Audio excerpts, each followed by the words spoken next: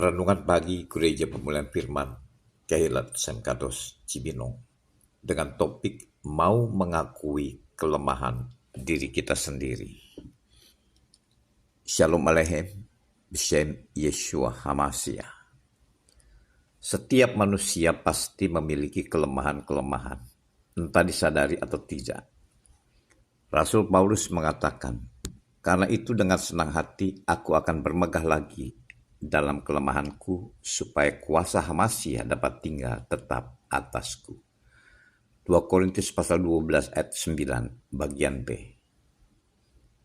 Sering kali kita tidak mau mengakuinya dan merasa gengsi untuk mengatakan bahwa kita ini lemah. Kita menganggap diri kita kuat. Aku sanggup melakukannya sendiri. Aku tidak perlu orang lain. Aku berhasil karena usaha dan kerja kerasku, bukan karena siapa-siapa.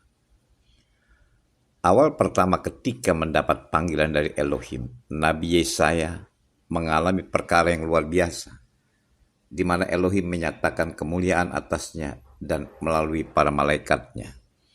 Elohim memperdengarkan suaranya. Pada saat itu Yesaya menyadari akan keberadaan dirinya di hadapan Elohim. Elohim berkata, "Kejahatanmu dan dosamu telah ditutupi." Yesaya pasal 6 ayat yang ke-7 bagian A. Untuk mengalami pemulihan dari Elohim, kita harus dapat melihat siapa kita ini di hadapan Elohim dan mau mendengar suaranya. Banyak orang Kristen yang tidak peka akan suara Elohim oleh karena mereka mengalami tuli rohani. Hal ini disebabkan karena perhatian yang lebih besar terhadap perkara-perkara duniawi, terfokus pada kekuatan dan kepintaran manusia. Elohim menghendaki setiap orang percaya mempunyai pendengaran yang peka terhadap suaranya. Karena dari mendengar suara Elohim kita menyadari keberadaan kita dan langkah-langkah hidup kita akan terarah.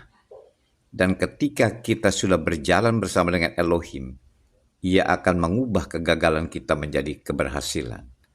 Mari belajar mengakui kelemahan-kelemahan kita. Terkadang masalah, pencobaan, kegagalan, dan sebagainya dipakai Elohim sebagai alat untuk membuat kita sadar akan keberadaan kita yang lemah dan terbatas ini, sehingga kita belajar bergantung dan mengandalkan Dia. Rasul Paulus diizinkan Elohim mengalami ujian dan tantangan, bahkan harus menghadapi duri dalam daging. Tapi ia menyikapi setiap masalah yang ada dari sudut pandang yang berbeda. Mungkin bila kita berada dalam kondisi seperti Paulus, kita akan banyak mengeluh dan memberontak kepada Elohim. Tetapi Rasul Paulus tidak bersikap demikian.